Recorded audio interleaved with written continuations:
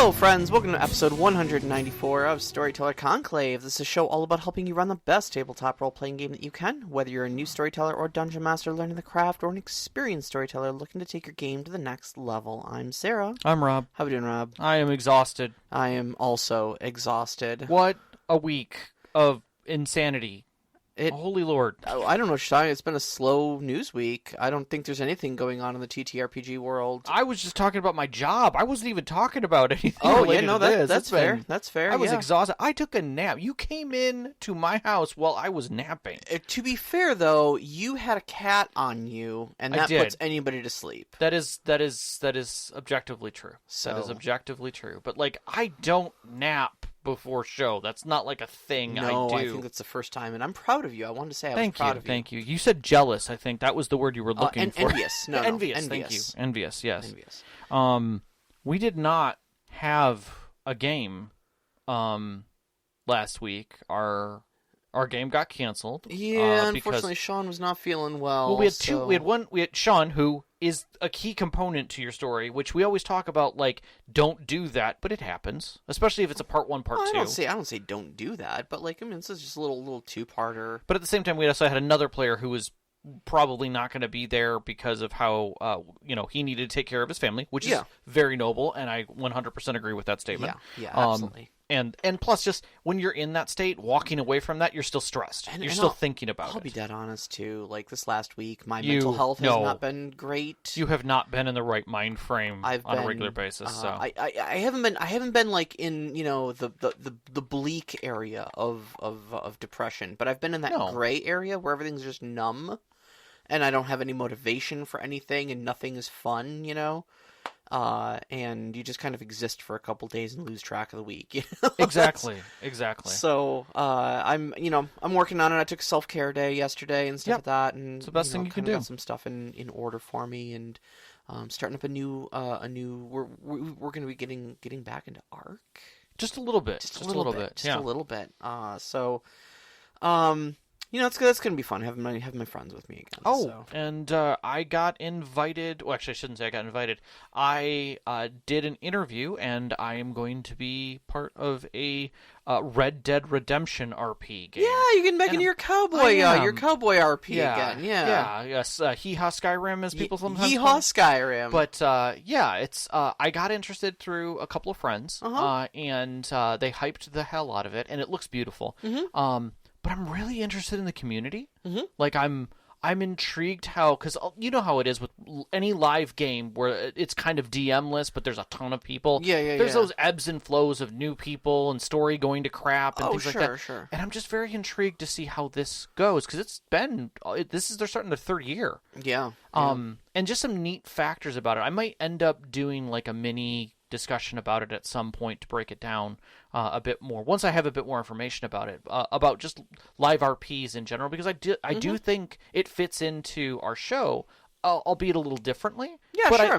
It's role play. It's got a system it uses. Yeah. But I think the whole concept of role playing in MMORPGs and MUDs and mushes, text based kind of stuff, as well as role playing in other games that don't have role play. Well, you and Overwatch, and another one of our Patreons there, Claus, who actually is the person getting into the Red Dead cowboy RP, used to role play on ARC as well. Yeah, there was Gunsmoke was the name of it, and it was a full modded out ARC server. Mm-hmm. Overwatch has also done Star Wars in ARC and stuff, with a heavily modded ARC. I think Conan was another one that he was in. Oh yeah, Conan Exiles, yeah. And then just a bunch of other ones that have that he's done over the years that have been heavily modded, but just neat. It's neat to watch people who do this, and of course, you always see big games also produce RP servers where they want you to RP on them as well. They're encouraging it because they know what's going to happen. They're just do it here instead. Yeah. And it's always interesting to see how those communities form, how their rule sets evolve to be able to make them supportive. So I think that might be a neat show. It's funny, you can actually find a pretty healthy RP community on Elder Scrolls Online, actually. Oh, yeah. Given that I run an Elder Scrolls game, you would think I'm totally into that, and I just have never engaged with it whatsoever. Right. I just, for some reason, there's something about role-playing inside of a video game that bothers me. I can't reconcile the video game mechanics with the role play. Like, you tried running that Ark thing. I did. I really did. Man, I wanted to love it so much. I wanted to love it for you. But you were invested in the game. But I was invested in the game mechanics, and I couldn't reconcile, like, wait a minute, I can pick berries from bushes, but I have to, like, role play about it. Like, not just press E and move on, you know? Right. And that bothered me on a fundamental level that, like, made it so that I wasn't having fun, you know? Well, and I think there's a certain sense of people who then, God, we're now getting heavily into this discussion, we probably shouldn't, but effectively... Well, no, it's fine before we slog into the BS. I suppose that's true.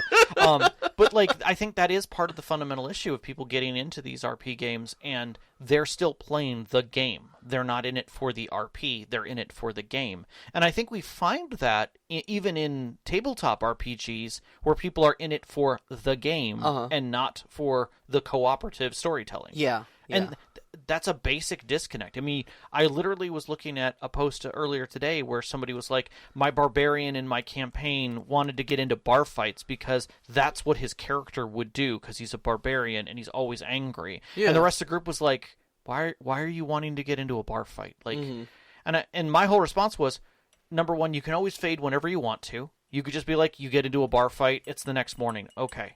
You know, you can say you did that. On the other hand, you could also step into it a bit further and be like, does anybody else want to get involved with this? And when nobody else does, it's not a scene, but it doesn't mean there isn't consequences. Sure. And you could just look at the player and say, okay, you're getting into a bar fight. What does this mean to your character? Mm-hmm. Like, how do you want this to develop? Like, does people start to hate you more?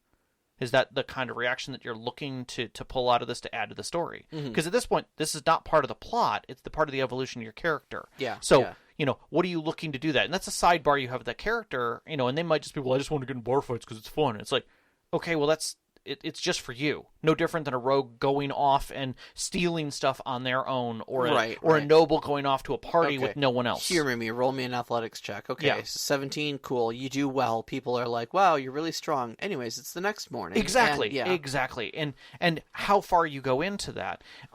But I think that has a lot to do with people wanting to play the game and win at the game versus role play. Yeah. And roleplay becomes secondary to that because it's part of their power fantasy.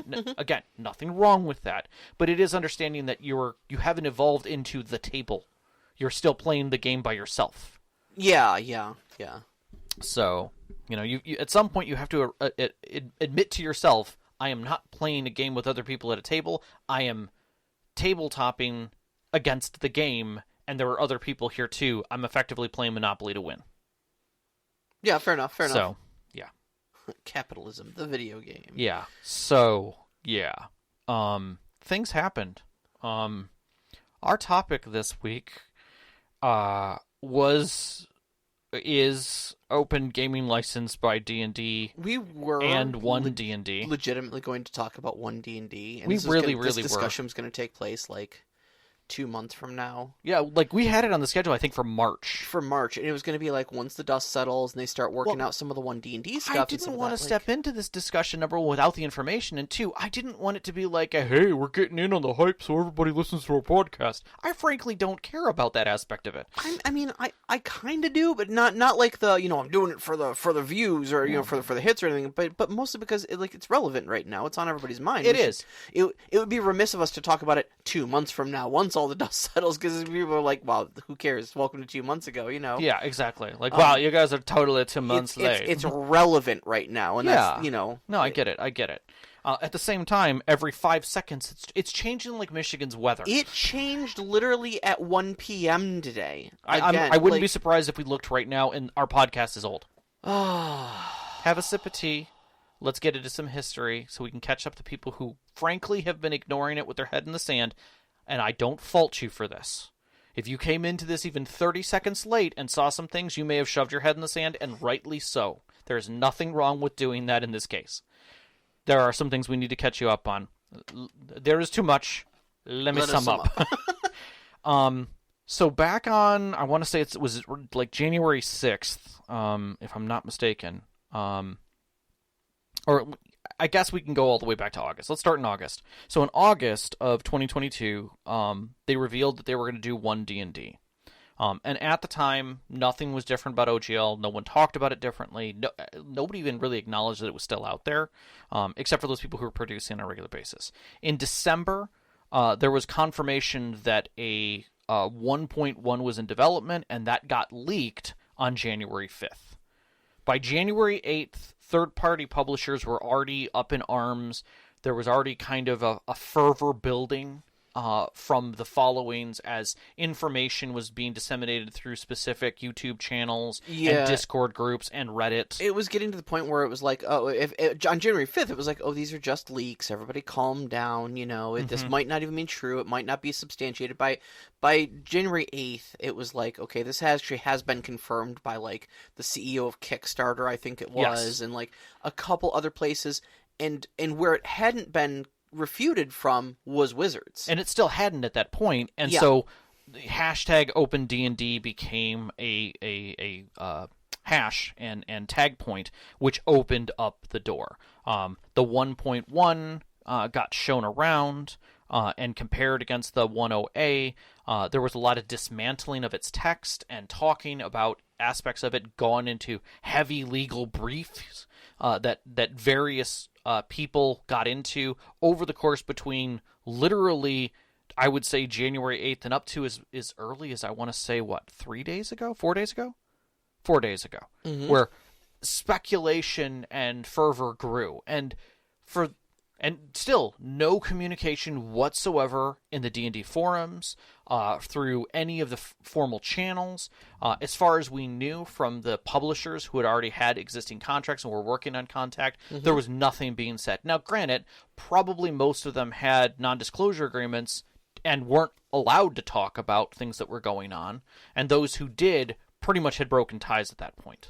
And we're going through. And to that degree, I think that's dangerous for certain groups to do, even from a business standpoint, to basically ignore an NDA and step out into the public and make a statement. But I think some of them felt relatively safe in the company that stepped out of others who had done that. If you're interested, there's plenty of links out there. Oh my God, there's so many. So what we do know about some facts that came back from the OpenD&D letter was that there was a lot of concern in the way, because again, there was no one at that point talking about what the 1.1 meant. It was literally just the community at large reviewing legal text and making decisions based upon what they're reading. There was no one confirming or denying this. And to the best degree, that kind of is the best way to review it, because in 10 years... the guys who craft it aren't going to mean crap. It's going to be whatever's in the document is what is in the document. Yeah, sure. So they were looking at it from that regard and trying to get a legal brief. And words like non-exclusive, perpetual, irrevocable, worldwide, sub-licensed of royalty-free content for any purpose of your content. Scared the crap. Rightly so. All of those words are terrifying when you're like, I'm not even signing anything. I'm just accepting. I don't speak lawyer, but non-exclusive, perpetual, irrevocable, worldwide, sub-licensable, royalty-free license to use that content for any purpose sure sounds a lot like your stuff belongs to us and we get to steal it whenever we want. I think that's every word you need in a legal sense. And again, I'm going to put this out there. This isn't a contract. This is the OGL. It's an open gaming license, which requires you to basically accept it to do a thing. So that's contractual language that you have to sign off on. There's money there. There were also statements about how much royalty you would be charged in there as well, which was terrifying because that's never been in an OGL. And when money's change hands, again, that's contractual. You have to agree to it. It's not like you could put in a EULA, oh, by the way, by clicking accept, you also owe us $5 on your birthday every year. Oh, yeah. You can't do that. And in this case, they were saying if you make more than $750,000 gross, not even profit, gross. Yeah. You owe us 25% of that, which is more than highway robbery. Yeah. Seriously more than highway robbery. Keep in mind, for those of you who don't speak math, because I didn't, I had to have this one explained to me, is that when you're talking about gross profits, so you're talking about all the money that came in, that's not net, okay? Net means I made $50, but it cost me $40 to make the product, therefore I netted $10. Correct. Okay? The gross of that is the full $50. So if I bring in $50 worth of sales or whatever, I have grossed $50. If it cost me $40, but you're still taking 25% of that $50, I'm losing money. Correct. Because I'm only netting 10, but you are taking 12.5. Yeah. So it has cost me $2.50 to make this product. And those who were tied into Kickstarters were getting a decreased rate on that. But I think the other part of it was the OGL originally didn't require you to talk to Wizards in any way. All you had to do was say that you were using the OGL, use some of the content described in the OGL, and it was pretty much assumed that at that point that you had agreed to the rest of the language of the OGL. With this, like, they expect you to release them that fund information because you're in the OGL. Again, contractual kind of things with no contractual communication, which is ridiculous in my mind frame. And then it went on to talk about virtual tabletops not being able to operate because, again, they wouldn't be able to use any of the content. Yep. Because they wouldn't have control of that content. And it kind of commercially allowed D&D to own all of that, which would be like Foundry, Alchemy, Shard, all of those groups basically would not be able to produce content even related. So all of this kind of scared literally the bejeebas out of everyone. And again, I'm not even going to get into the detail. I wrote some notes about how there's some questionably illegal things like them revoking the 1.0A, which literally states in the 1.0A that they can't do that. Yet they're going to do it because it was not longer authorized, that they just deauthorized it suddenly. It seems to be what they were banking on, is that it stated that, like, under an authorized version of this OGL, you have these certain rights to do what you're doing. And there was talk that they were going to be using that word as a legal loophole to say, well, it's no longer authorized. Right. This is the replacement. It's no longer authorized. Therefore, it's null and void. Where in fact, it can't... I mean, 20 years after the fact, you can't do that. There's some legal step... it's a little questionable, to say the least, and pretty much wouldn't stand up in court. And what was funny was there was even statements within Wizards' own FAQs about being able to use any version earlier that they had released, not even talking about authorized or unauthorized. So they, in their own words, on their own site, released by their own people, reneged on everything anyways. And that's out there. That's still out there. Keep that in mind. So, as it stands, there was a statement that was eventually made.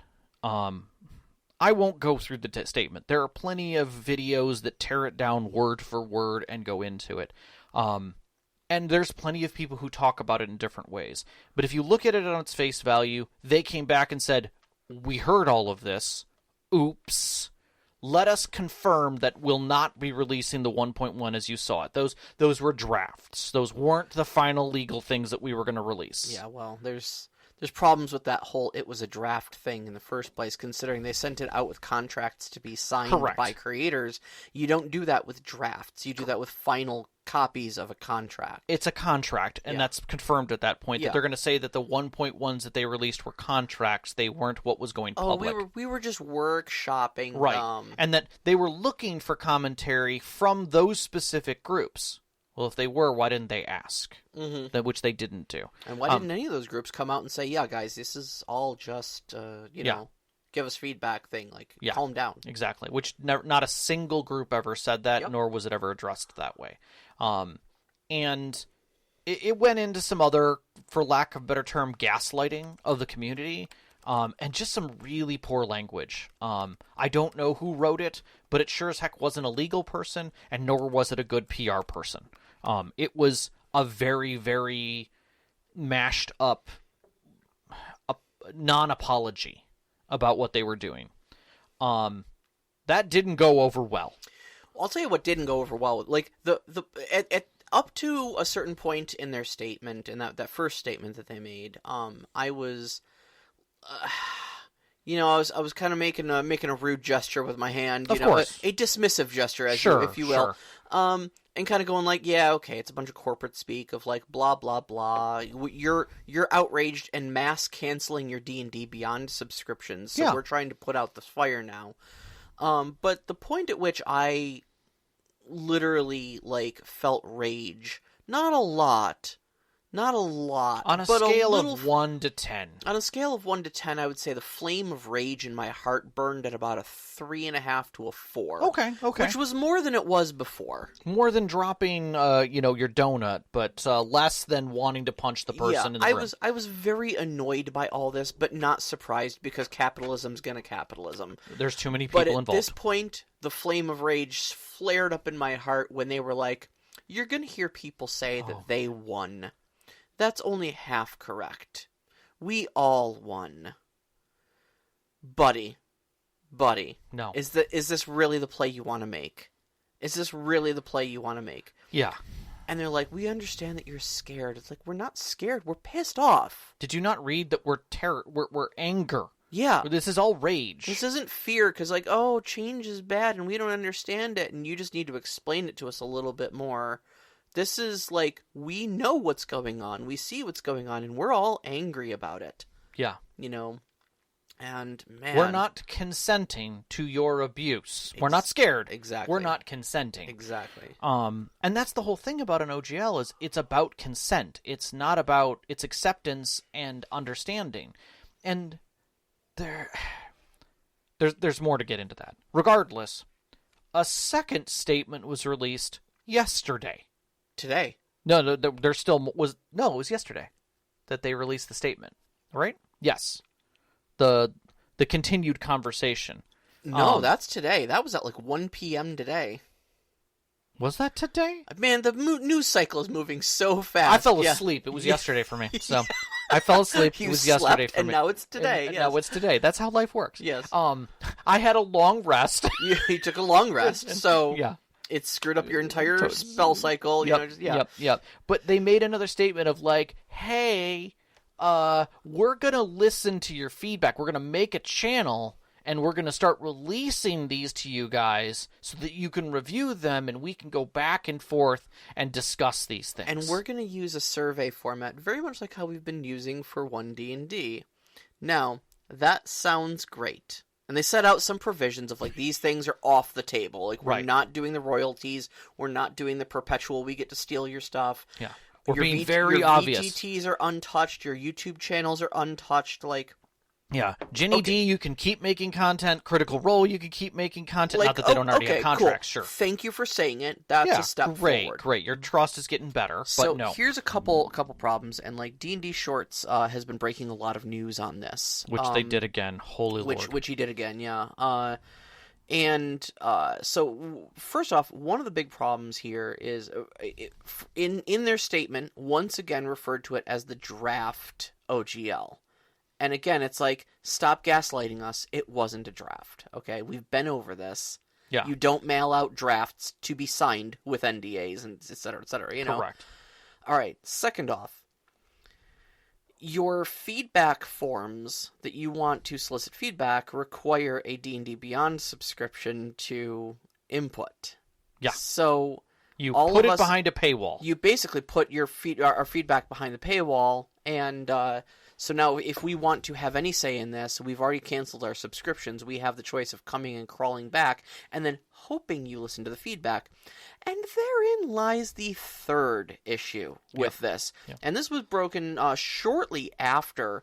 So D&D Shorts is a YouTube channel that's been breaking a lot of this news, and he's got apparently a reliable source on the inside that's been leaking him information. And basically got an insider statement that said, yeah, the reason that they're trying to funnel all of your negative opinions into an internal survey is not because they're actually going to read them, because they won't. It is because it gets you to stop posting it on Twitter and Reddit and other social media and put it into their internal thing, and you do your venting there, and then they can just quietly chuck it in the trash can, and you think that they listened to you. Right? If they can get you to vent on their site, you're not doing it on broadcast social media. That tweet was deleted. Was it? I just went to go look to read the language on it. This is how fast this crap is moving. This is okay. I'm going to go see. Keep talking about it. Okay, I think that that's tweet is deleted. So please take what I just said, point number 3 of it being chucked in the bin and not listened to, with a grain of salt. Apparently, we cannot substantiate that. It is something I heard. It is a rumor at this point, but please take it with a grain of salt. By the time this podcast goes live, to those of you not listening to it on MixLR, that may have contradictory information. Interesting. Yeah, we're literally researching on the fly. I don't think we've ever had a topic we've had to research live like this. Yeah. Where does the survey under the... Okay, I'm literally live reading tweets. I hate doing this because I feel like I'm stopping everything. I'll read it just because this stuff literally hit less than an hour ago. Go for it. Today I passed along information regarding the UA survey collection at Wizards, which is what we're discussing right now. Who is this? This is D&D Shorts. This is D&D I'm sorry, Shorts. I should have clarified that. That was just released. I was told this by 2 inside sources, both by whom had been verified by multiple people, that 1 D&D playtest materials were not being reviewed. However... and he gives a citing, a former VP at Wizards of the Coast has come forward and stated that written survey material under his watch was checked and was reviewed, and others at Wizards of the Coast have verified this. So I think the earlier statement that no one looks at those things was where he was speculative and reactionary. Right. I now have 2 groups of people telling me 2 different things, both of whom I trust. Okay. Everyone I have spoken to speaks highly of the design team and of that previous executive. Those who passed this information made a point on this. Okay. Mm-hmm. I've contacted my sources from the comment, but they spoke with absolute confidence that these sources were real, but these are also people. Sure. And people can hear different things, but hearing it from Ray Winninger, the previous exec, makes me believe that my context may have been mistaken on this point. I am glad the survey element thing was something to be hit on differences, but everything else around everything else I've been told. So yeah, basically he pulled his commentary on D&D Shorts because he got new information. Yeah, sure. Which again, I think that I will say that speaks back to the common point of verification and how fast this kind of stuff is going. I think it's great that he instantaneously editorialized and removed content and put his put fresh information as fast as possible. Great job, D&D Shorts. We appreciate that. Way faster than, I don't know, a mega corporation who can't even put out a single tweet saying we'll get back to you in 10 seconds. Give us give us a turn. To take a breath. Yeah. But it is not surprising that this is part of it. And I guess as we get farther into this, we're going to start going into our own personal thoughts. But that is the speed at which this story is moving. Mm-hmm. That we're getting very little information from D&D, Wizards, or Hasbro. All we have is the words that they said as far back as August, or back in December, where they said D&D is undermonetized. And then suddenly we have all of this stuff coming together that is not disputed, and the things that are in dispute is whether or not it's a draft or not. Well, I mean, and that actually, I'm glad you brought up the undermonetized thing, because that's actually one of the other leaks that hit this week. Yeah, and I think it was D&D Shorts that leaked this. It may even be the same sources he's using on the inside there, talking about their monetization structure that they're thinking about putting in. Yeah, of like $30 a month for D&D Beyond access for players. Yeah, and at your base tier of subscription level, you can't make homebrew stuff. Yeah, like pulling that. I mean, it's not available today. Yeah. I literally, I will flat out say it. I did unsubscribe. I will explain my reasons why I unsubscribed. I did too. And where that came from. But the moment I unsubscribed in December, when my subscription lapses, I will no longer have access to any of the homebrew items that I had created for my campaign. I better have my campaign done by December. Now, the first thing I did was print PDFs of all of my characters' immediately because I didn't want to lose anything on the off chance that, I don't know, somebody DDoS'd D&D Beyond into the ground. Right. Again, a possibility based on the rage that's out there. Please don't understand that as a suggestion. Don't do that. That is not a suggestion by any means. That's not even a good idea in general. But the whole point of it is that it will be limiting. I will be going back to a base level account in D&D Beyond, and I won't have rights to do a ton of things that anyone would. Yep. And that's tragic as hell. Yeah. I mean, it really is. I don't know. I think we can start at this point. I feel that we've explained the situation. We can start editorializing. We can start talking about our personal thoughts. I will say this before we get into it, is that if you are confused about where things are at, the truth of the matter is this, and this is the dead facts. Number one, OGL 1.0A is still in effect. DM Guild has been unchanged. If you're producing content or thinking to produce content on DM's Guild, go right ahead. That is all that functionality is still in place. Nothing has changed in either of those places. There is a lot of community communication going on, a lot of communication frustration and ire. Is the community galvanized? No.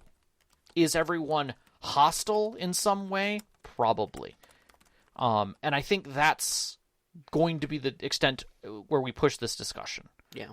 And I think that's going to affect D&D or 1D&D without a question. Oh, sure. Sure. So let's talk about the OGL and about that and how that's affected both of us on a personal level, and then I think we should go into at that point what's going on in the community, and then we can give some final thoughts. Yeah, I kind of so first off, I want to start off by kind of issuing a disclaimer because emotions are running very high right now. Sure. For a lot of people. Oh, yeah. I've engaged a little bit in some online discussion and got a comment downvoted into oblivion for sharing basically the opinion that I'm about to share tonight. And it wasn't even my opinion. It was I said I thought the original poster was correct on someone who shared my opinion. So let me get this right. You shared your opinion on an opinion sharing site, and someone didn't like your opinion and stated so, and then told you shouldn't share your opinion. Yeah. Okay, I was just being clear about that. Yeah. Okay. Yeah. Okay. My opinion was wrong because I was telling them how to have fun.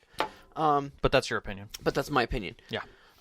Anyhow. Yeah. Emotions are running really high right now, and a lot of people are probably going to understand some of these opinions shared, especially I can speak for myself. You can definitely speak for yourself. My opinion on this may come across as your fun is wrong.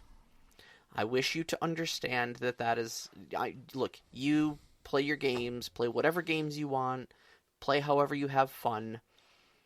I'm not telling you can't play D&D, or in fact you shouldn't play, you should quit D&D over this because of the outrage or something like that. Yeah. Okay. I wish you to understand my opinion and my stance on this matter as an impassioned plea from a caring friend who sees an abusive relationship in practice here. Yeah. Who sees your partner, your game partner, lying, gaslighting, abusing, changing the terms, stealing from you, and being remorseless about it. And also not communicating with you truly. And then gaslighting you again that they wouldn't do it, and then that they're just going to go ahead and do it anyways. That sort of things. And ultimately, I mean, we'll get to the finer points of my opinion there, but I wish you to understand that my opinion comes from a place of good faith, and that when I get to the point of saying y'all need to walk away from D&D, that it is not D&D is a bad game and you should just be angry about it and quit having fun with the toy that you've been playing with. This is, there are much better options out there that will treat you nicely and buy you nice things and tell you you're pretty and still respect you in the morning. Okay. Do it. Y'all need to quit playing D&D.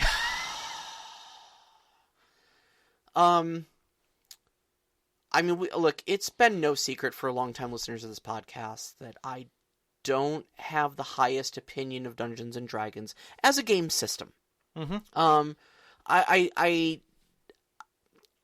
and I here on Storyteller Conclave, we've got kind of a brand We do. We've also spent 3 years studying systems. Well, sure, but even before we walked into this, though, we both kind of had a brand, okay? We did. And I mean, we've got to fall somewhere on the spectrum of where we enjoy tabletop RPGs. Simulationist, narrative. Exactly. Tactical. Exactly. And look, there are so many ways to enjoy tabletop role-playing games, from simulationist all the way up to completely narrative where dice barely ever hit the table. Or not at all. Or not at all, you know. And you and I always kind of lean narrative. We do. I lean a little more simulationist than you, but barely. Yeah. On the grand scheme of things. So, you know, but we've tried to keep the podcast system agnostic. We try to address storytelling tropes, you know, from the standpoints of like world building, how to, you know, make good story beats, how to tell horror or romance, or, you know, various things like that. How to build up a big bad evil guy, you know, all sorts of things that help a better story, not help a better system. Right. You follow? Correct.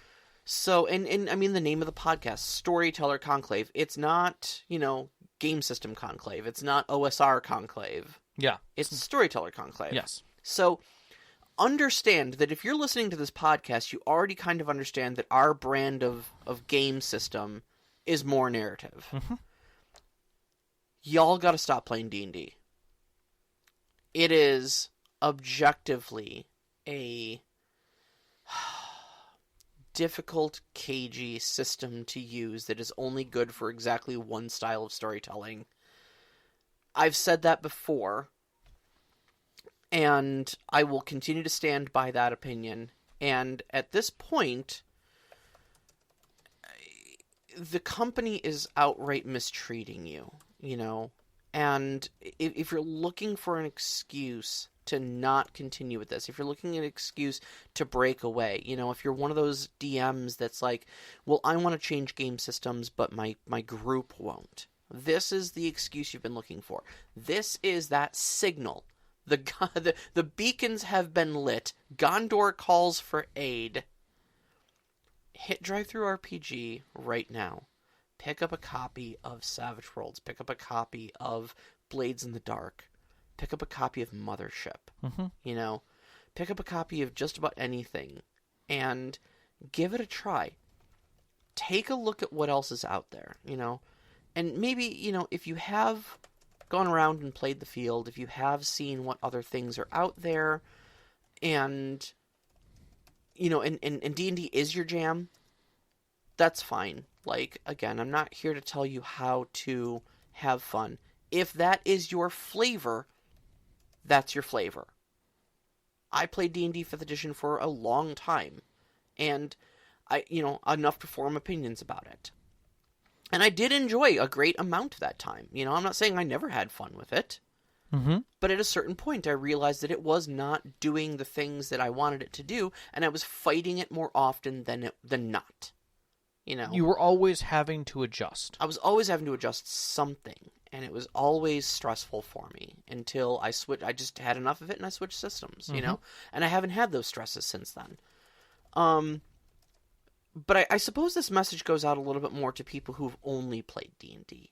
You know, who don't know what other options are out there. And I think, you know, once a month we try to show you a different system. We try to show you as our system spotlights. We try to tell you a little bit about what else is out there, what other options out there for telling stories and having a fun time with the game. So we do our own little part there. But if you're still with, you know, D&D is your only game, it's your first game, and you're hesitant about moving to a different system,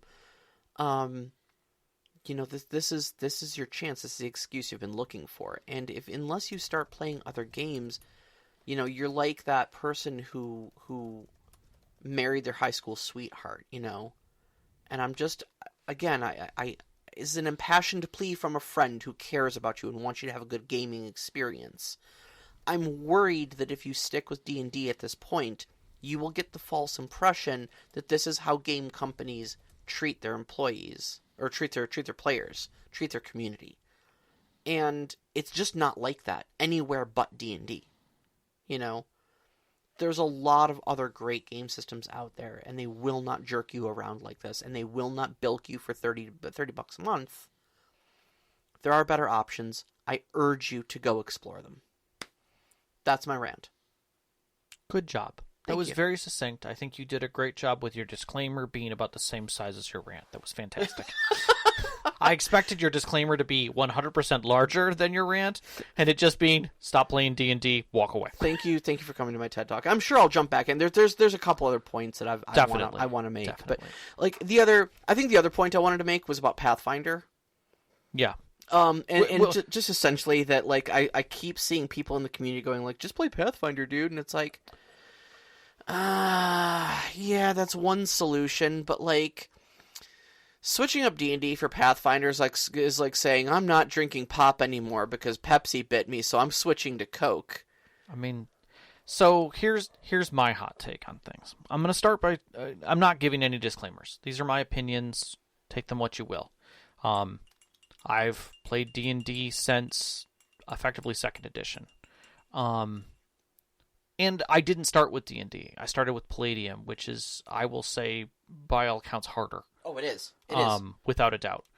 So D&D felt like it was easier, and as I moved through it, I was fortunate enough, I think, during the 3 to 3.5 saga to actually playtest D&D and go through playtesting. So I knew what it was like to futz with systems, especially going from 2nd edition and 3rd edition and 4th edition, how shitty that could be. And how challenging it is. And seeing 5th edition in its current form honestly was kind of refreshing. It really was. I think there was a lot of us who looked at it and said, shit, finally I can start playing D&D again after this crappy 4 debacle that existed. Now we have something that is leaning at least in the right direction to be able to have a system. And then to have, after years, and I can honestly say that, years of 5th edition existing, to have this dropped in front of us at a community level where a large base of the community is saying, stop it, walk away. This is the time to walk away. Mm-hmm. I could easily see the people around me going, whoa.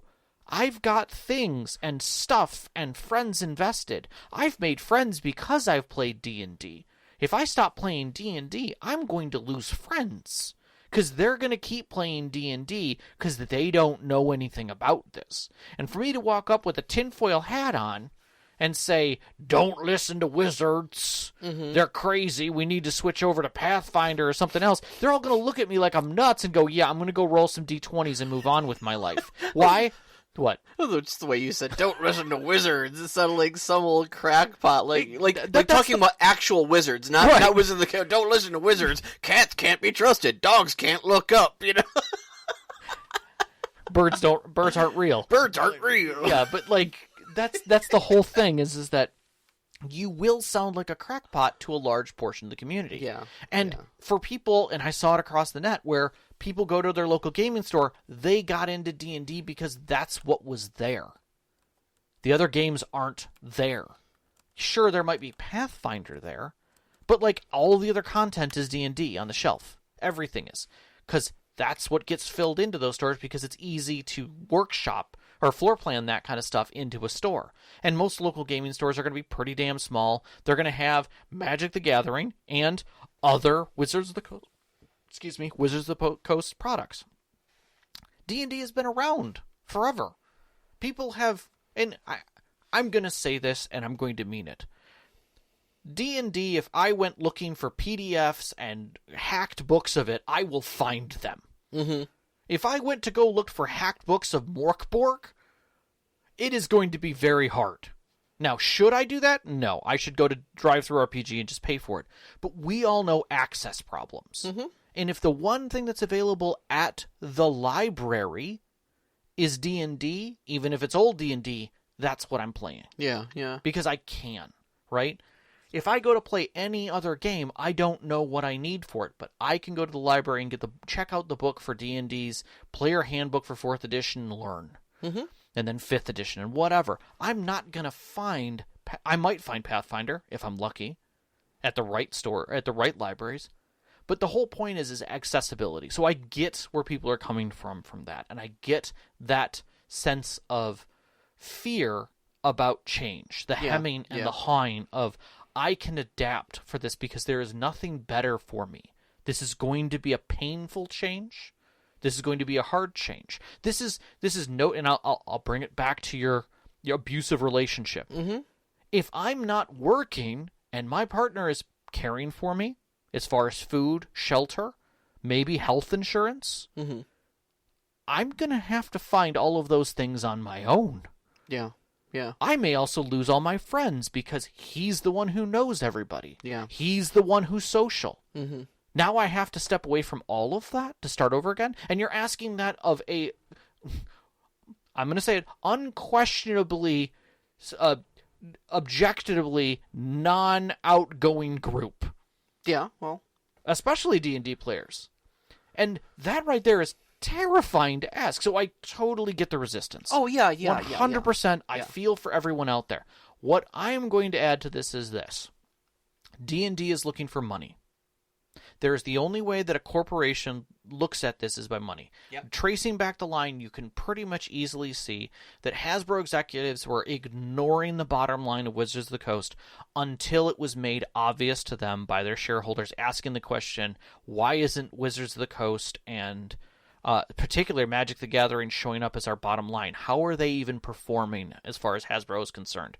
And when those words got uttered and they said, they're making money, how much of that chunk of money that's other are they? Mm-hmm. And they went 85 to 90% of that. And they're like, whoa. So more than a quarter of the bottom line of Hasbro is being made up by this little company that you haven't talked about? Yeah. Okay, that sounds ridiculously undermonetized. Let's go show that on the sheet more. Mm-hmm. Let's talk about what you're doing with that group. Because if that's making money, let's push it. And then suddenly we have all this stuff happening for Magic the Gathering. Suddenly, they're buying D&D Beyond for hundreds of millions. They bought D&D Beyond for more than they spent on Wizards of the Coast. TSR, when they bought TSR, yes. Correct. So the whole concept that they're spending this, and then they're dropping stuff on new movies. We all know where the D&D movies went back in the day, and trying that crap again. They're spending oodles of money of marketing on all of these different areas, all these other focus points, to monetize them. And then we hear about One D&D, the one sole location that you can come to get all of your content, their game store effectively online. And the idea that pushing digital content will give them a move away from books, which are expensive, and more content. Why do you think every D&D Beyond subscriber is constantly getting more and more digital dice? Because they want you to stay there playing online in their store. They're going to give you hats and other things for free, which is easy for them to do. They can push that content every day of the week, right? But it's to keep you there so that you have to stay online to get your content. I know more than enough people who've paid into D&D Beyond subscriptions and don't have the physical books. All they have is what's online. Now, D&D Beyond will tell you that you can, load it on your tablet or on your phone and download those books to your phone, and now you can look up whatever you need to reference-wise. But you tell me anyone who has a phone or tablet big enough that they can actually read in front of a group of people and use as a reference to fill out character sheets, were they offline? Mm-hmm. Nobody. Also, the thing they don't tell you about is you have to log into your D&D application. Mm-hmm. So kind of makes offline usage a little useless. Yep. Regardless, that still puts it to a one-click shop, which any audio file worth their nut will tell you that is the bane and death of your whole archive. You can't trust someone else with your digital content if you plan on having any kind of ownership. Mm-hmm. And so that right there, when they start stepping down this path of total ownership, tells me that they're going to take that route. And now I am at risk of having my games be literally at the whim of whether or not D&D Beyond and D&D decides to be up or whatever level I pay at. Right. So I pulled my subscription to basically remind them that, number one, you're already charging me a lot to have me and my friends play. I'm willing to take that burden so that some of my friends can play and enjoy the content and books that I have available to them. Mm-hmm. Now you're saying that won't be available to them. They will have to pay too. Yeah. That is unacceptable. Yeah. That is where I'm drawing the line. If I am willing to build a dungeon for my players, do not make me charge them to look at my dungeon that I have paid for. Yeah. It's that simple. That is where I draw the line. Like, for me, like, you and I especially, I mean, we grew up on, playing pen and paper RPGs. That's what they used to call them. Like, we didn't even use the term tabletop. Nope. We called them pen and paper RPGs. Yep. And because that's how we played them. Yeah. You could... we've talked back in the olden days. We had, you'd have to go to like the library and like 10 cents a copy in their copy machine, like literally had a coin slot on it, and when you couldn't get that done, you would just write up a character sheet on a steno pad. Mm-hmm. I mean, I remember doing that for my Palladium characters. Yeah. And I mean, damn it, if you're gonna, try to take everything online and try to take control of our game like this, and then charge us to use it, like, no, that's okay. That's okay. You can just keep your D&D Beyond. I will go right back playing pen and paper. Exactly. I will do it. I see no problem with that, and if you want to continue doing that as your game, I've already done that because Savage Worlds doesn't have, there's no Savage Worlds Beyond. It's exactly. So. What my extension of that is this, and this is not me telling you to cancel your D&D Beyond subscription. I think that's a term that you have to come up with in yourself. But to base off of what you were saying earlier and where my take on this is if you have 30 years of gaming experience, the answer there is not to stay eating the cheeseburger of RPGs. Mm-hmm. That is what D&D is. D&D is the cheeseburger of RPGs. So we just found out that burger is tainted and is suddenly going to go up in price. Okay, that's going to make it expensive for everybody else. Maybe after eating 30 years worth of cheeseburgers, all we're saying is go try a different restaurant. Have some Thai. Maybe get some noodles and company. Have you tried shawarma? Have you been to shawarma? It's really amazing. Take a drive. Try something new. And the good news is this: if you're already using D&D Beyond, that means you have internet access, which means you can go to DriveThruRPG, which means on any given day you can find a sale and buy something for a third of the price of a D&D book to try it out. Oh my god, the number, like, you and I buy books from DriveThruRPG all the time because at least once a month we're doing a system spotlight and we pick up the book off of there to look it over. Agreed. And like the number of books that we've gotten for like less than $10. Yeah. Like $7.50 for this full color PDF. Yep. Yeah. And that's indexed and all I'm saying to that in agreement with you is that there are other things that you can still use the same tool sets, the same knowledge that you have from playing D&D and go play. I honestly don't care if you go to Pathfinder. Give it a shot. It's something different. But at the same time, try something lighter than D&D. Yeah. Try something heavier than D&D. Yeah.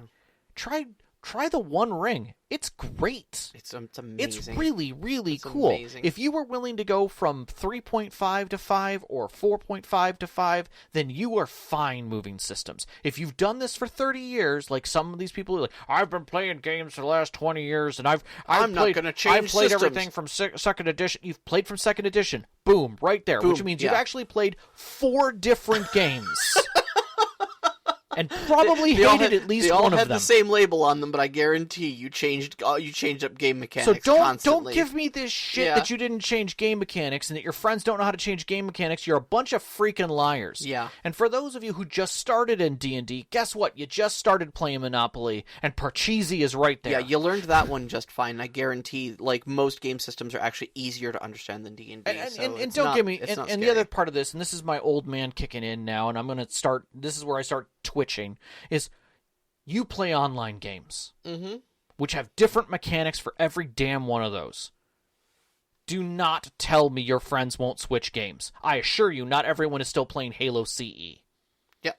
Nobody's playing... Well, I shouldn't say no one's playing Halo CE, but that is not a thing. No one is still playing... What was the predecessor to Animal Crossing? There's a whole series. Was there a predecessor? Animal Crossing. Spiritual predecessors to Animal Crossing was like, we have everything Harvest else. Moon. Yeah.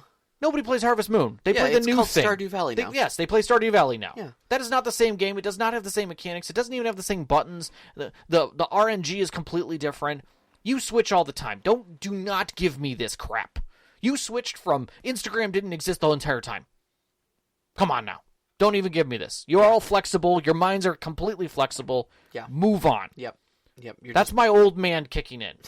So if you're going to argue with me about, it's so hard. No, you guys change all the time. Yeah. Suck it up, Buttercup. Put in a little bit of effort and change. But realistically, do it for you. That's the thing. It's like none of this affects us. Like, that's fine. Whatsoever.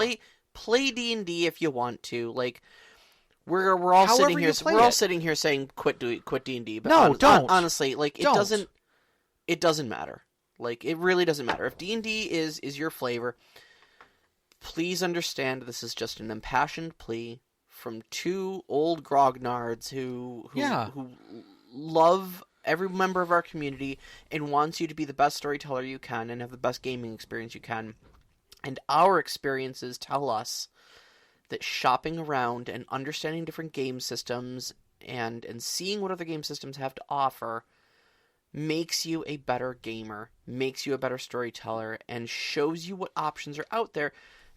And, I mean, take me as a success story. You know, I had a D&D 5th edition game, and I thought I loved it.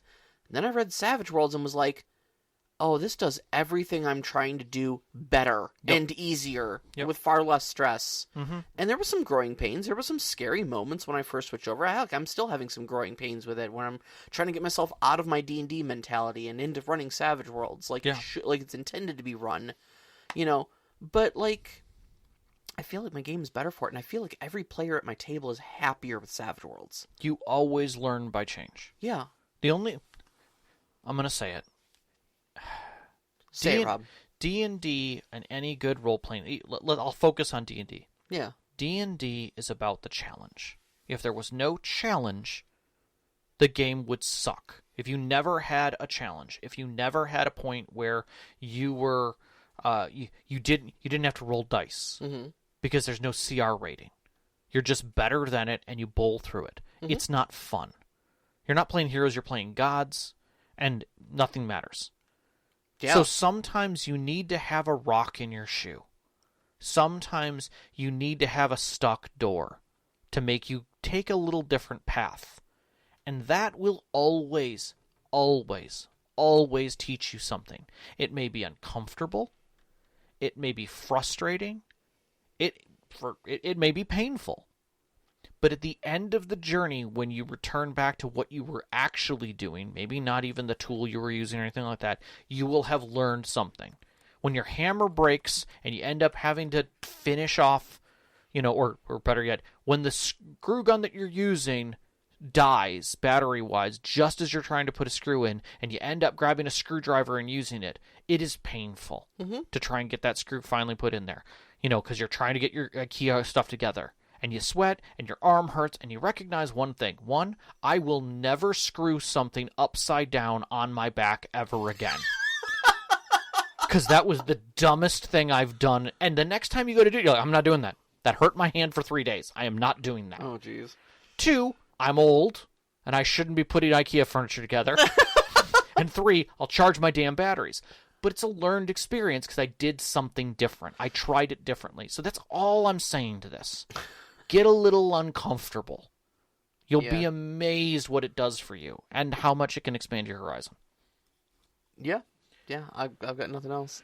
Do you want to? I know we've got questions. We rambled a bunch of other stuff on here, but I feel like we kind of made our point. No, I think we literally we have a whole page. We have a full page of crap on here about community and what's going on. Yeah. And for lack of a better term, like we could review what's going on in the community and wax poetically about what we believe is happening. But the truth is, the loud people are loud. The scared people are scared. I'm not saying they're scared at D&D. I'm not using that one. I am going to say that they're scared of change. They're scared of change, yeah. You know, and that there are people saying, just shut up and let me play my game. I don't want to know, la, la, la, fingers in the ear, just let me roll dice because I don't use D&D Beyond. I use paper. I don't care. Sure, that's great. But that's all just us guessing. I don't want to drive the fervor of the community.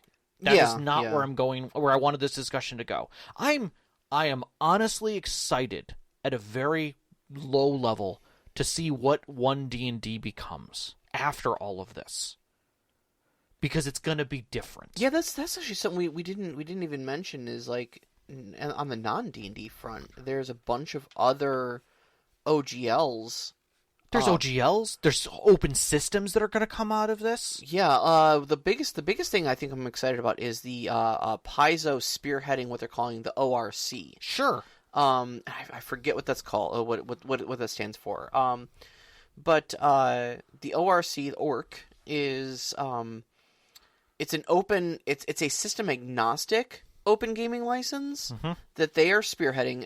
In fact, they said they don't even own it. It actually currently belongs to their law firm. Correct. At the moment, it does. Yeah. At the moment, and they're so like we realize we own that. We own that law firm. Well, at least, they're a client of them. They're a client of them, but them. they're making it very clear that the lawyers that are working on it are also lawyers they do not pay. Right. So in that sense, it is not 100% in their control. But other companies like Chaosium and Green Ronin and Kobold Press have already signed on with it and stuff like that, which I think is great. And what they're going to be doing is essentially, once they finalize this, and they will be bouncing it off actually with legitimate feedback. Sure. And once they've got it refined, they're going to, the law firm is going to pass it off to a nonprofit to keep it safe, very much like the Linux Foundation. Yep. So basically, they're writing this OGL and then chucking it out the window, so not even they have their hands on it. Right. There's nobody's hands in the till. Everything's transparent from that point out. Yeah, exactly. So nobody can ever bend it for their own gains. And those who have open core licensing, who are signed up for this, basically will have that same set where it's like, here's my core. Is if you publish this core, enjoy yourself. Remember that at any time we can all basically say you're not allowed to have it anymore because you're doing terrible things with it. Yeah. But we're agreeing to that. We're all agreeing to that. What's funny is I started seeing people, and it made me kind of happy in this sense, say, well, why didn't Powered by the Apocalypse do that? Do you understand that that's kind of what they've always had? Have you looked at the chart of games that they have? Which Powered by the Apocalypse? Are we talking about Apocalypse World? Are we talking about Dungeon World? Are we talking about Apollyon? Are we talking about Blades in the Dark? Are we talking, which one? Are we talking about Urban Shadows? Yeah, yeah. And that's the whole point is that there have been plenty of systems that have done this already, and that have been successful. Yeah. They're just not loud about it because they're not making money off of those titles. Yeah, exactly. I think it's grand. But this is going to open up the door, and I think it's going to change 1D&D and the way it looks at itself, as well as everything else that competes around it. And that's wonderful. That's good. Yeah. I think in the end, this first quarter of 2023 is going to be a shakeup that will start a ripple effect of events that hopefully will open a lot of doors for a lot of other companies and bring people into seeing other games. Because even if 10% of the D&D community leave and go to play something else, that 10% will run games. And that makes me happy to know that more people are running games, not less. Yeah. And those games are different. Yeah, absolutely. That's great. And hopefully those people that move to other game systems are going to see that, what those other game systems have to offer, and they're going to be better for it. I'm going to flat out say I'm not going to discriminate from anybody talking about their D&D games or anything like that in my channels, because it's still a story that you're telling, and we will support storytelling. Oh, yeah. No, by all means. Do not feel that our Discord does not... And by the way, nobody in our Discord has been negative in any way to each other about this. Yeah. Please do not take the content of the show as D&D is persona non grata in our in our Discord or anything like that. By all means, we are system agnostic. Yeah, we will still. We want you to play different stuff, but if D&D's your jam, then okay, cool. Well, we'll recommend if you're and again, it's about the story. Yeah, so it's about the story. Yeah, we're gonna help you through it regardless. All right. We do have some questions. We actually had some in the live chat as well that I want to bounce back to, but let's start with the ones that we got beforehand while this was evolving, which is great. So Nevim asked, in fact, we were just talking about this. Yeah. What alternative exists other than the Wizards of the Coast OGL? So we talked about the ORC coming out. Which just hit. Spearheaded by Paizo, but also, like I said, signed on by Chaosium, Green Ronin, Kobold Press, and one or two others. And I'm at least at the time that I saw it, I don't remember what they're off the top of my head. I did see that Free League is doing their own. Yep. And there's actually a prior art that was around at the same time as the OGL that some old systems still use. So there is an OGL that is more public that's out there as well, that people could still use, still 100% accept. What's the difference between D&D 1 and D&D 5th edition? So D&D 1, if we talk about it on a mechanics level, we don't know a lot about it. We know that some of the basic structures of D&D 1 have been posted within Unearthed Arcana through various forms. That there are some fundamental differences between 5th edition and it. There was some flushing of backgrounds and the way that those are getting populated.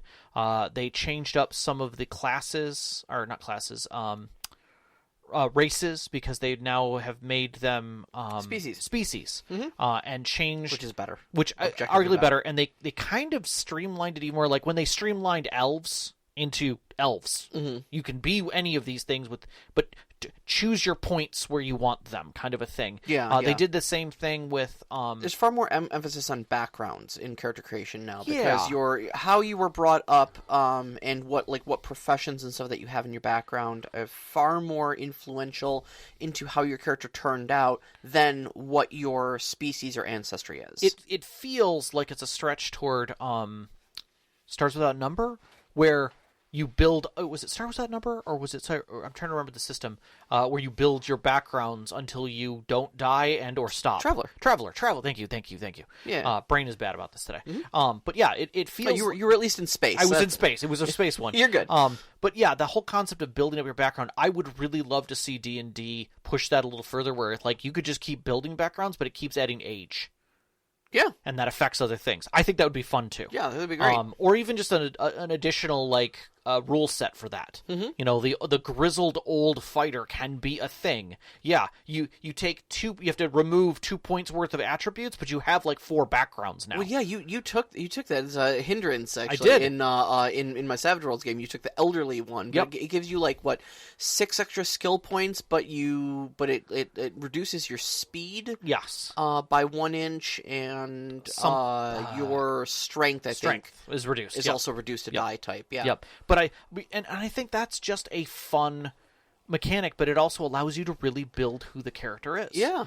This is great role-playing moments, too. Yeah. Where, you're in a chase scene, and your character's just just go on. I'm fine. Exactly. So I think between what we know right now about D&D 1 and the mechanics of the system, I think they are leaning more toward narrative, which kind of is the direction that 5th was starting to take. Arguably, other systems have handled that better in a lot of ways, but I think they're learning to see what players are making out of characters and trying to make that work, and how much of that is leaning into story and how much of that is leaning into advancement. I would not be surprised if D&D altered advancement as well in D&D 1. I wouldn't go as far as saying I think that's going to happen. I think intrinsically there's still going to be a class-based, level-based system, and I don't think a lot about their advancement is going to change. Okay. That's just me. I'm not going to put money on it, but I would say I wouldn't be surprised. Yeah, and I don't know that I would go as far as saying they're moving towards a more narrative system, because I still don't think that's true either. Well, I think narrative inclusive is what I'm saying. The 3 pillars of D&D is combat, exploration, and social. But combat. The 3 pillars, Yeah. I mean, we still know that in 5th edition, you can't make health potions, really. How do you make health potions? Look it up. Wrong. Whatever you thought, you're wrong. Wrong. That is legitimately not how the mechanics work for it. For a system that literally relies on hit points as its primary tool. It's damn near impossible to gain proficiency in an herbalism kit, because they're not classified as artisan tools. Correct. All right, and then we have what are the links between D&D 1 and the OGL? All right, so beyond D&D 1's mechanics, we're talking about what D&D 1 means for it as an accessible point, and what it means within the D&D Beyond system, and that is that D&D Beyond is going to kind of incorporate a for lack of a better term, homebrew system, because you'll have a VTT that's inclusive in that. You'll have your character sheets, like it's kind of a one-stop shop. You'll effectively, for those who remember Neverwinter Nights, the digital game, it's kind of going to be Neverwinter Nights Online that you'll be able to have in a VTT sense, and that sounds really cool because you have a VTT that is 100% linked with your D&D Beyond account and all of your access and controls, and you'll be able to do, you'll be able to just drop in whole, adventures with maps and everything ready to go for you, and it'll be wonderful. But the moment that you start homebrewing anything into that, changing up encounters, maybe bringing your own STLs over from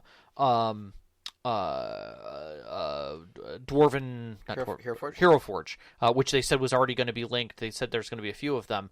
Those minis are now within their system. And by being within their system, we own it.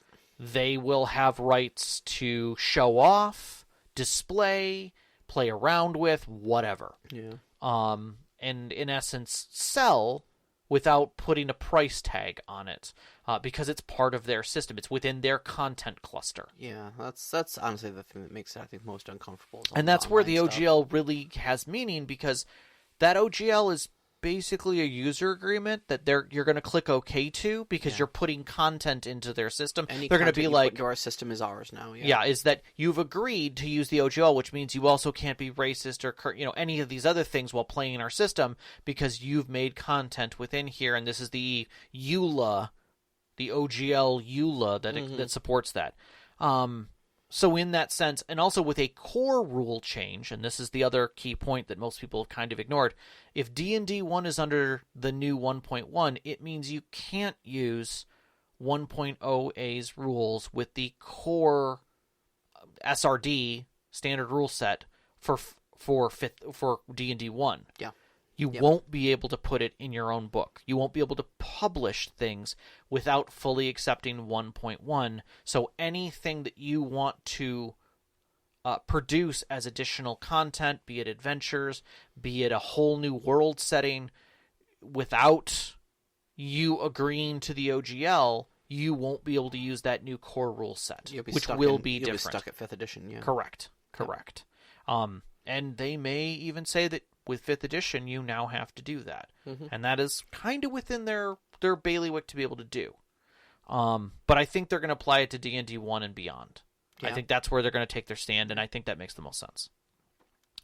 I'll let you take Hulavu's. Yeah. I was going to say, actually, I think I'm most qualified for this one. Hulu asks, do you have any suggestions for converting D&D 5th edition campaign into a Pathfinder 2nd edition campaign or other system? I don't have any advice for specifically Pathfinder 2nd edition. I don't play it, don't particularly care for it. However, into other system, and this possibly applies to Pathfinder 2nd edition as well, what I will say is this, is that the key to converting an existing campaign from one system to another is to not try to line mechanics up. Mm-hmm. Okay? Don't try to go, okay, well, this character has, this spell, what's the analogous spell on the other side? Okay, this character had this ability, what's the analogous ability on the other side? Look at the core of the character, okay? Try to make them narratively line up, okay? So when we were converting over, and I will take Rob's character, Theodane, as an example. By the way, thank you for getting the name right. Oh, wow. Yeah, Rosencrantz, Guildenstern. Yeah. So when we were converting over his character, you were a cleric. Yes. And I believe you were a life domain cleric? Yes. Okay, so life domain cleric, 6th or 7th level or something like that. I think it was 6th level, and we were going to be leveling to 7, but we just moved to Savage Worlds instead. Yep. And you used to make heavy use of spiritual weapon and spirit guardians and such that as spells. And when we moved over, initially you tried to kind of you took an arcane background because obviously you wanted spell casting. Yep. We did yours as faith rather than spell casting to keep that cleric feel.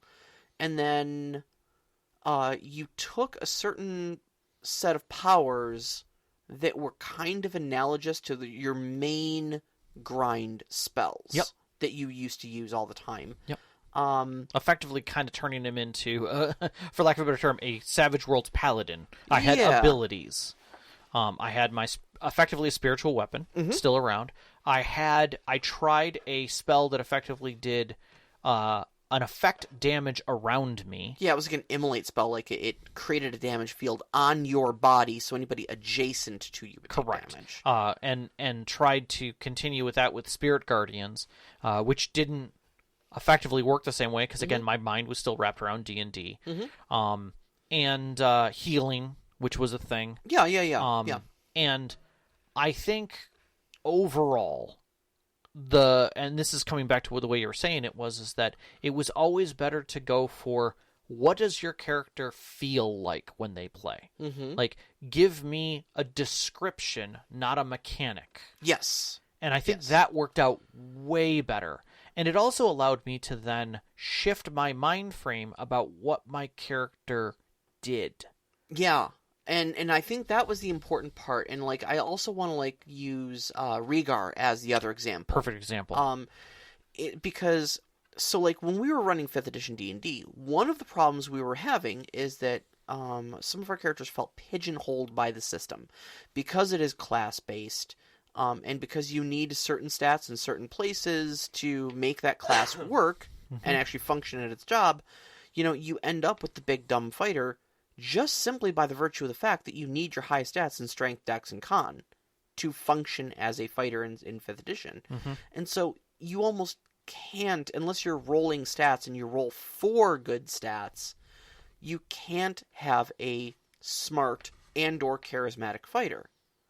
You run into the complication then that like, intimidation is now a charisma check.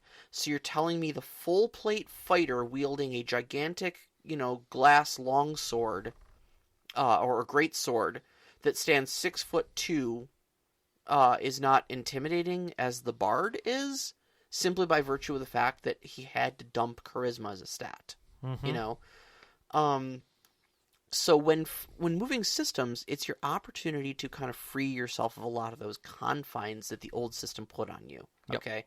So when moving to Savage Worlds, we had the ability then he was like, I want to take the fame edge. It simply wasn't available to me before.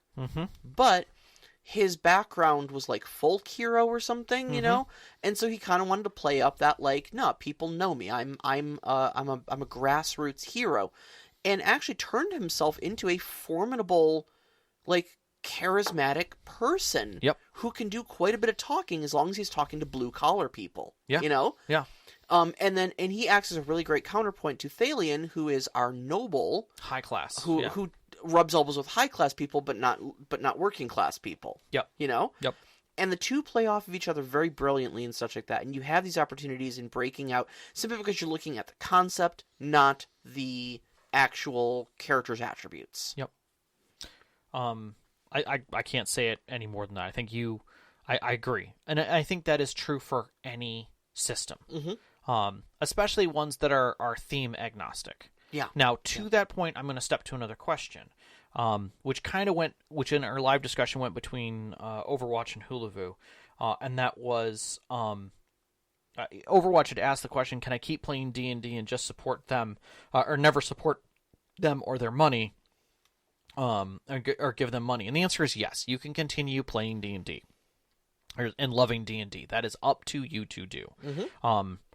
Hulavu was saying that many of the players want to move away from Wizards of the Coast products like D&D Beyond, but they don't want to learn a new system. I'm going to challenge you, Hulavu, on this one, because one of the things that is intimidating about moving to a new system is making sure that you have investment. And I dare question to ask this is that if you put to your friends or your group, hey, I know we've had this huge debacle with D&D and you guys kind of want to move away from that. You guys know Lord of the Rings, right? We've seen the movies. Some of you have read the books. Can we try the One Ring? You're already pulling the investment of things that they already have attachments to. They have visualizations. They can go see the movies. They can read the books. They can go right into it. Same thing with Cyberpunk. Cyberpunk has a video game associated with it. Weaponize the hype train. I have never wanted to play Legend of the Five Rings more than after I platinumed Ghost of Tsushima on the PlayStation. Exactly. So if you're looking to help your group move out of one system to another, number one, if they're already interested in moving, you're halfway there. If they're only scared about learning a new system, the easiest way to get over fears is with excitement. Mm-hmm.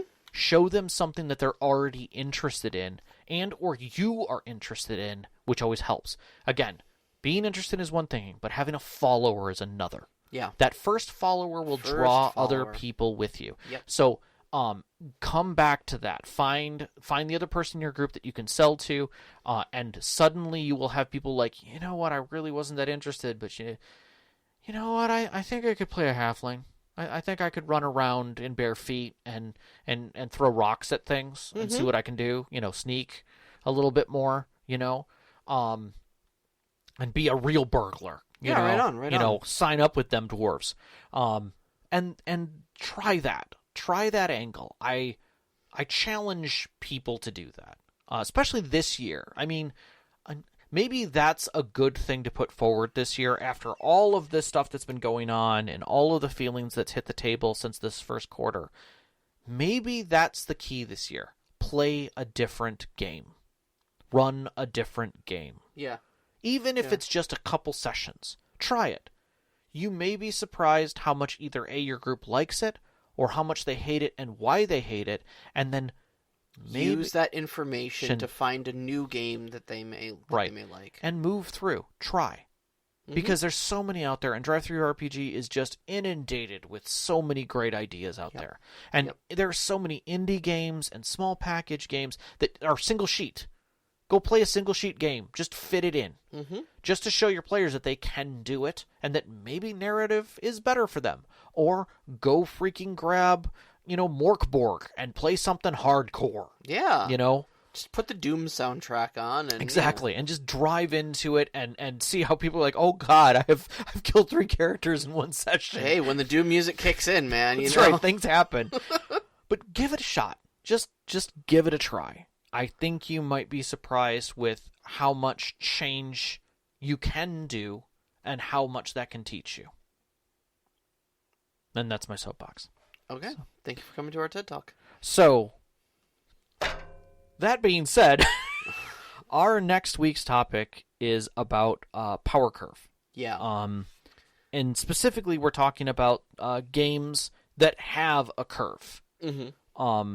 And the difficulties when proficiency bonuses and advancement really just negate difficulty. Yeah. What do you do with that rogue that never rolls under 32 for their stealth? Right. They've got a plus 12. Right. A straight up plus 12. What do you do with the bard who can't roll under 25 for persuasion? Right. Or or your straight up assassin who literally they pull out their bow and God love them. Dies. If they hit, which is pretty much assured, that thing is obliterated. They're basically firing trees at whatever the target is. Yeah. And people rule stacked like that for years. Yeah. I'm good at this one thing, but I'm so damn good that it just doesn't matter. Yeah. So, but it does present a lot of I say balance issues and such like that and complications of how do you adjudicate that sort of thing? How do you present challenges to these characters in a meaningful way?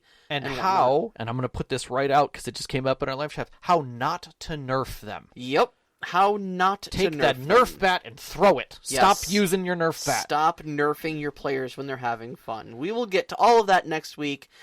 But in the meantime... In the meantime... You can find us. You can find us on Twitter at @ST_Conclave. You can find us on Instagram at @ST_Conclave. Listen to us live every Wednesday night at 7 p.m. Eastern Time on mixlr.com/storyteller-conclave. And join us on our Discord. We would love to hear from you, hear what new games you're exploring. If you're still going back to D&D, shoot us some questions. Just join the conversation. You can find that link on our Twitter as well as our website, storytellerconclave.com. We'd like to thank our Patreon members who support us every month and help us through all of this, especially our name members, Knox in the Box, Subjet, Sam, the Arcane Asylum, Sparkle Motion Veteran, Hulavu, and Sean. We really appreciate that. Our pre-show music is by Arcane Anthems. You can find them at patreon.com/arcaneanthems or on Instagram.